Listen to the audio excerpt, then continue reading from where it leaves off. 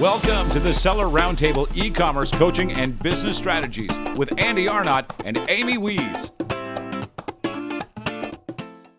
Anything else, Jeff, that you want to that I haven't grilled you on that you think is important for Amazon sellers to know legally once they're either getting established or once they are established on Amazon? Anything that you kind of require, essential reading or essential material or just tips, tricks, things like that.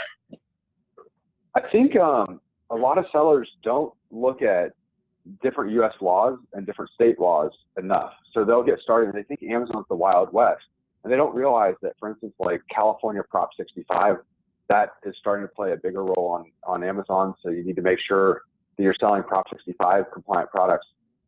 They also don't realize that products that they sell, especially in the nutritional supplement space, that people can get hurt. So like if you kill somebody, you're going to, it's because you're selling a faulty product.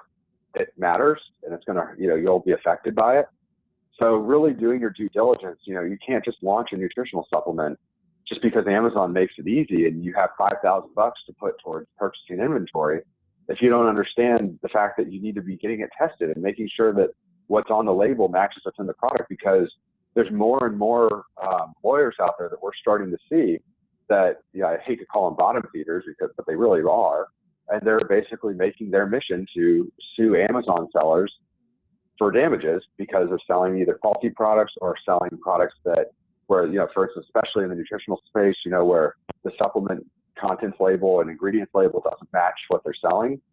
And even like there's a lawyer out in California now that's got like a little racket scheme going on where he purchases different health and beauty products and nutritional supplements, anything that is for use on humans that's covered by Prop 65.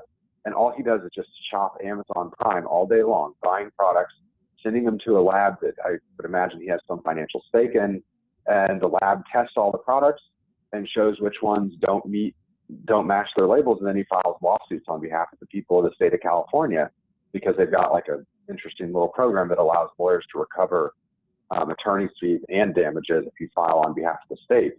And then the state will pay for your legal fees if you win. And so I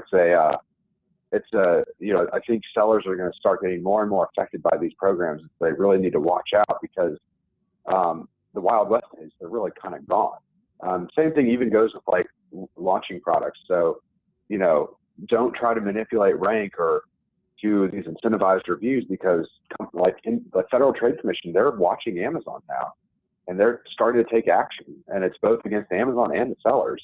So just recently, a lot of sellers in the Jewish community were really affected, I guess personally, not personally because they lost money, but personally because they knew the seller was recently, there's a big, Jewish seller that was selling nutritional supplements, and he'd gotten a whole bunch of fake reviews from people in his synagogue. And now they actually, the FTC figured out what was going on. They sued the guy for $12 million. Effectively wiped out, and they sued him personally. They went beyond the corporate bail, and they effectively wiped out his entire, him and his wife and his kids. They wiped everything out from this, because they were selling,